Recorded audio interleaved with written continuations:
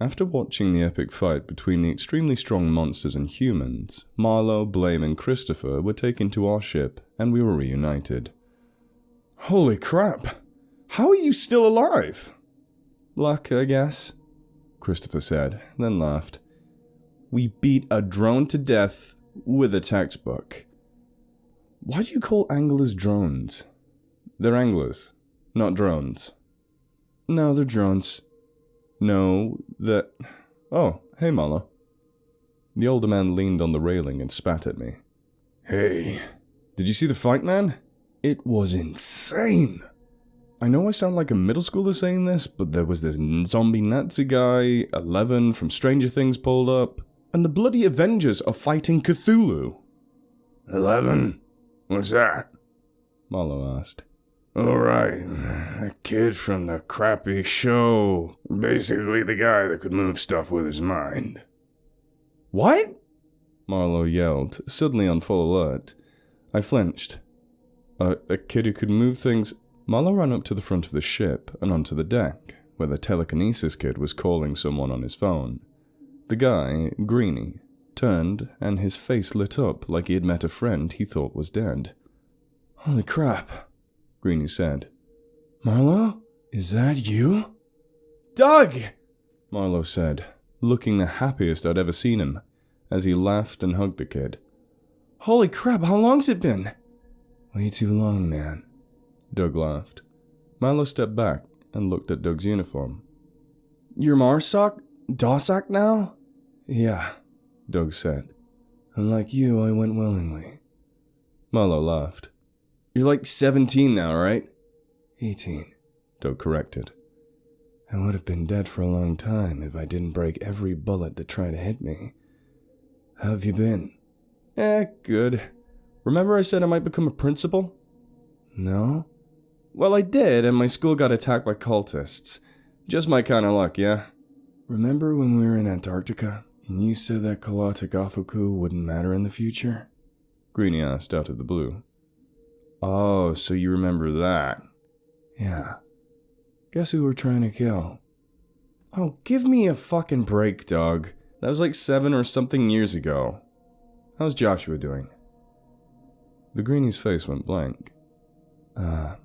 He started watching way too much anime and he lives in his parents' basement and stopped going outside.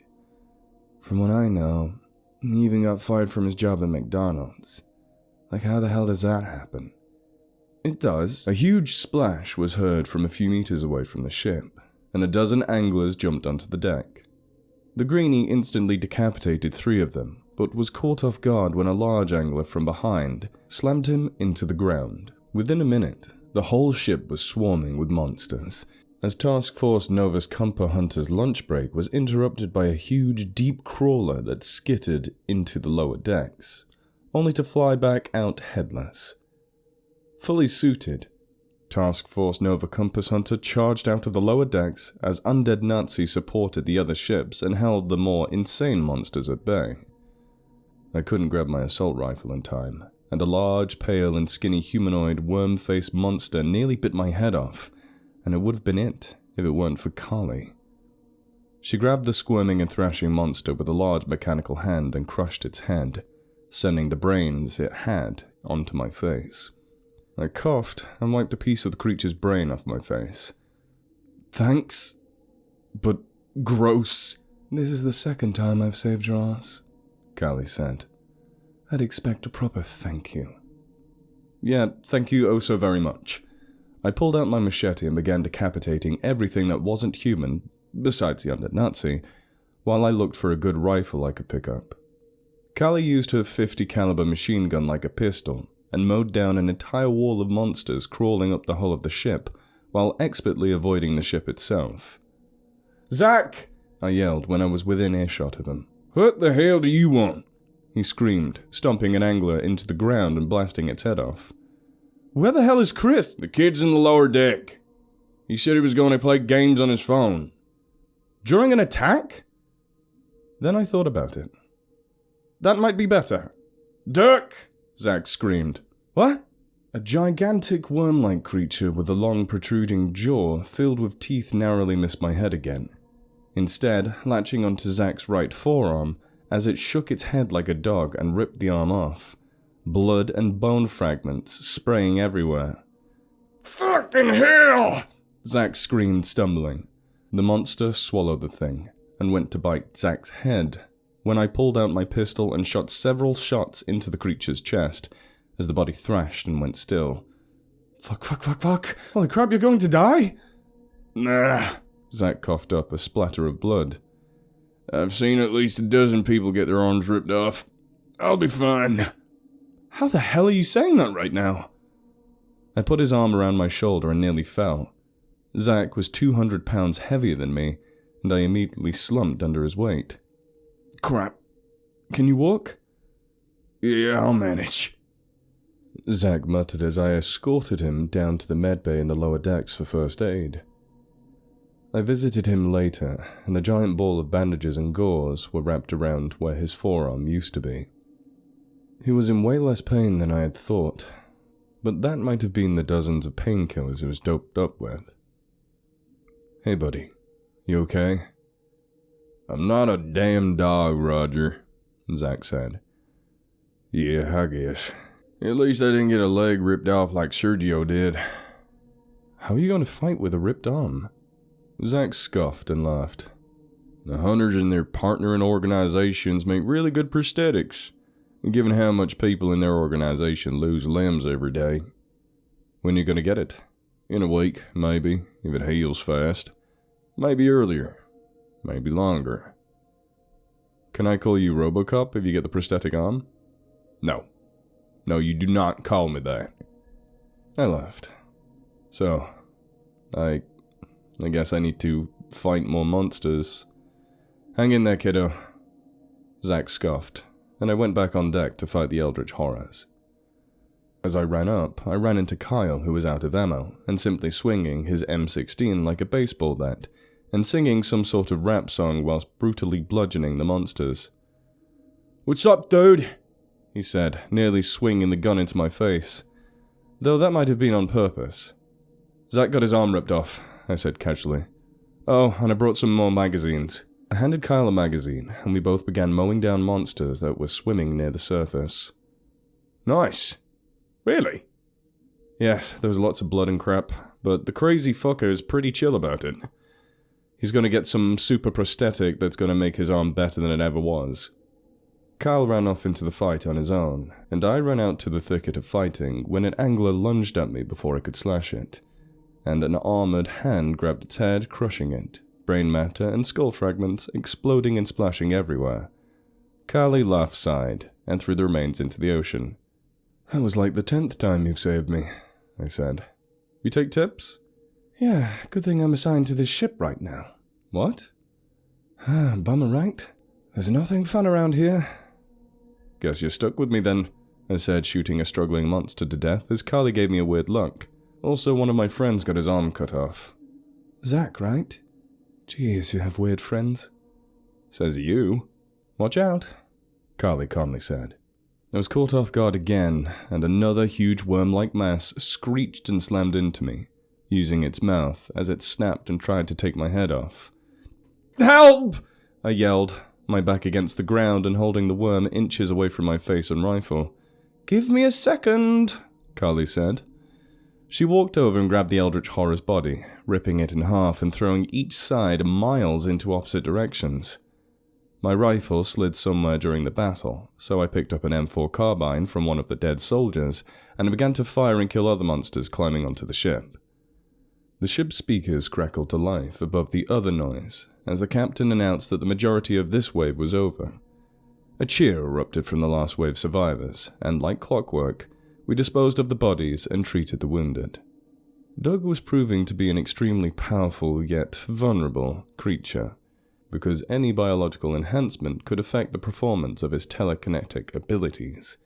He had already fought and won against at least a dozen monsters with full supernatural abilities. That night, after getting drunk as hell, I said goodbye to Zach as he was flown away to get some proper surgery after his arm got ripped off. With Zach gone, Matt, from the methed-out gang of super soldiers, was the head of most of the combat operations on the ship. Matt was tolerable, though I could tell he could get irritating sometimes. He was part of the 75th Ranger Regiment and Delta Force for an undisclosed amount of time, and joined the Hunters' partnering organization, DOSACT. DOSACT read out to the Department of Supernatural and Cryptozoological Defense. It was pretty similar to the Hunters, but DOSACT was funded by the US government, fully operated in every single part of the world, and was more official. They also dealt with stronger, more supernatural and occult threats, including poltergeists, non-corporeal beings, smaller-scale eldritch gods, and the like. Zach told me that if a supernatural or paranormal situation ever got humanity threatening, DOSACT would step in. Kali. I was born in the deep Siberian wilderness in Russia. My family was part of a large and extremely isolated tribe that had lasted for more than 1,000 years, yet different from most Russians. I had always speculated that we came from Western European descent a very long time ago, and we branched off into Russia. The members of our tribe were naturally freakishly athletic and strong, also more durable and with better immune systems than regular humans. My mother stayed at home and worked on teaching my younger siblings our language and knowledge, while cooking and skinning hunted animals.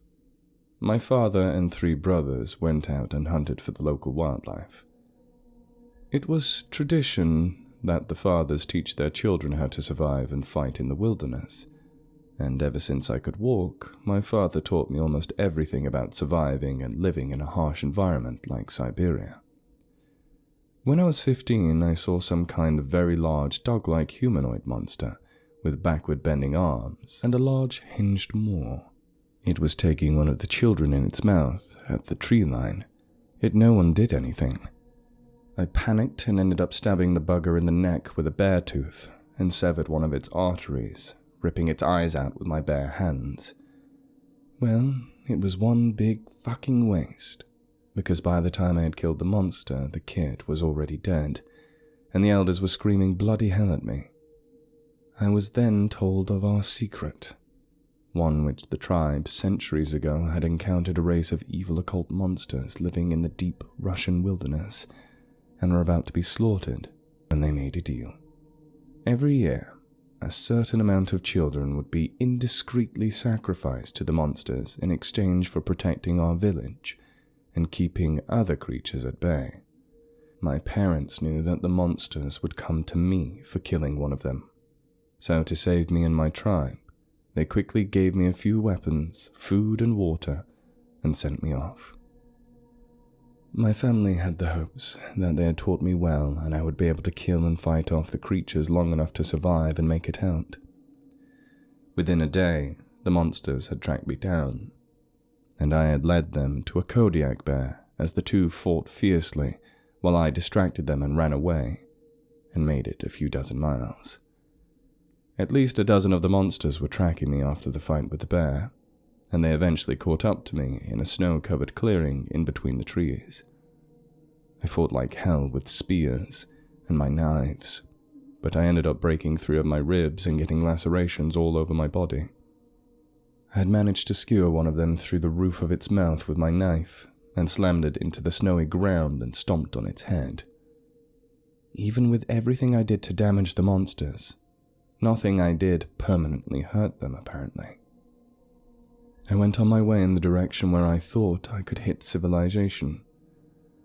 I had never been to big cities, they seemed like myths to our tribe, and almost 0 outside contact had been made in our entire history. But I was unknowingly going even deeper into the woods. I suddenly entered into an extremely large absence of trees and other vegetation. It was a rocky field, and there was a giant crater-like hole in the middle of it. Inside, there were giant tunnels and other systems that housed more of the evil creatures.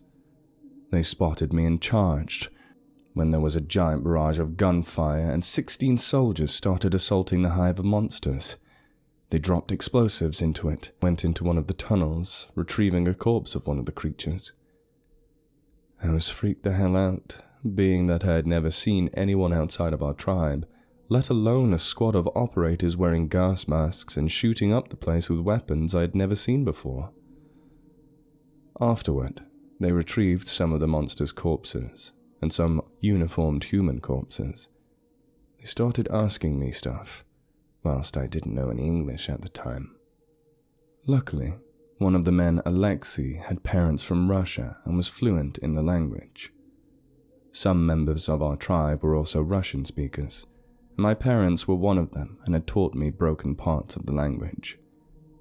I was able to loosely converse with Alexei and tell him about the tribe and how they had made a deal with the monsters and how they were hunting me.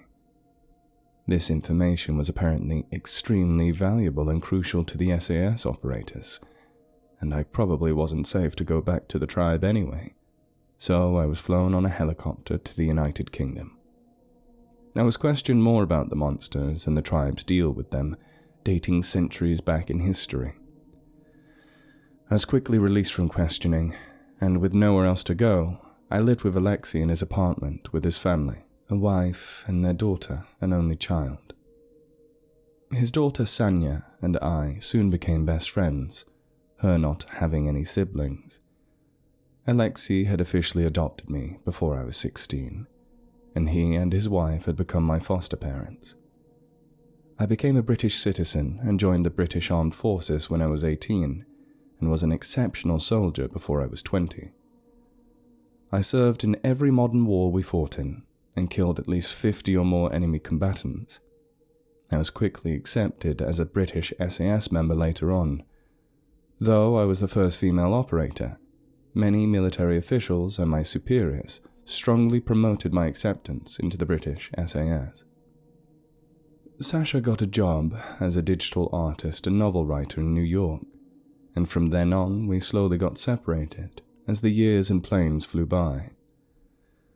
After I had been in the military for a while, the incident which led to me being recruited into DOSACT was an extremely classified mission I had done in Afghanistan in 2017 called the Desert Arcane. Our main objective was to capture a hidden military base in the deep mountains of Afghanistan, far away from any urban areas.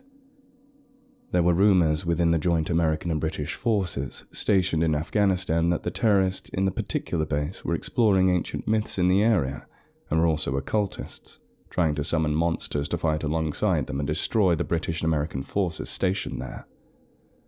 One of the civilians had reported a headless body surrounded by a triangle of animal bones in the middle of the desert and was nearly killed when he was spotted.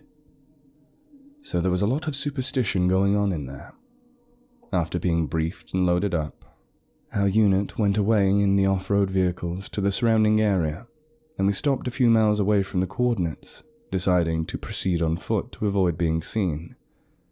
By the time I was deployed on the operation, I was borderline superhumanly strong and could regenerate wounds very quickly. I was able to take the electric taser and pepper spray test in basic without flinching, and I could beat anyone in my squad at arm wrestling, including Hudson, the second strongest operator. The cold desert air blew through my balaclava as we made our way across the hills, mountains, and open plains, until we came across a field where we could see a very large circle of men, at least 50, doing some satanic-ass bullcrap. There were at least 10 corpses of men arranged in a line surrounded by a triangle of bones and candles, their chests ripped open to reveal their decomposing ribcages. "Look ahead," a sergeant said. "We've got a visual on 10 dead, possibly more civilians." Though we were vastly outnumbered, we had the high ground, the element of surprise, training, better gear, explosives, snipers, and air support. These guys had AK-47s and the power of DMT. We set up our positions on all sides, essentially surrounding and trapping the terrorists with no wiggle room for them to escape through. I had the impulse to just let my trigger finger fly and see brains, but our sergeant wanted to see the early results of what these guys were doing since our superiors were very interested in the occult rituals they were conducting. One of the occultists and militant operators, presumably the leader, put the blood of one of the dead men on his forehead and chanted a few extremely indistinguishable words, and the rest of the cultists repeated it. He then took off a necklace, put the necklace around one of the dead men's necks, and placed a candle in his ribcage. He took out a glowing purple ceremonial knife and stabbed the dead man, sprinkling some kind of black powder and piece of flesh on the corpse, then took 10 steps back and watched. To my utter surprise and delight, the candle exploded into a fireball, and a tentacle came out of the man's chest. A monster impossibly emerged after that. It was this monstrosity, a creature with an almost human face, but with a mouth that looked more of a carnivore's, the ends of its exposed hinged jaw reaching ear to ear and opening at least 3 times larger than a regular human's mouth.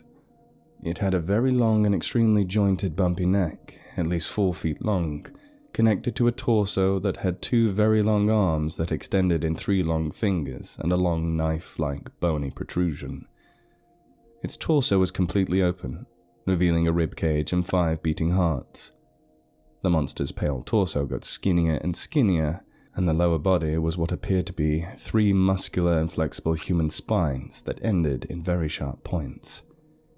It had 6 sharp tendrils coming out of its back, jabbing into the air. This bugger was 7 feet tall and switched from crawling and running, exiting out of the dead man's body as blood dripped from its flesh and decorated the desert floor. More identical monsters burst out of the human bodies, around dozens of them in total. The leader walked forward and yelled something in that gibberish language I couldn't understand, showing the bloody marks on his face. The monsters tilted their heads, and I expected them to massacre the terrorists. But instead, the first one just stuck a claw out, and it and their leader shook hands in some sort of agreement. "I've seen enough," Sarge said. "Kill the terrorists and the creatures. Don't leave any survivors." "With pleasure."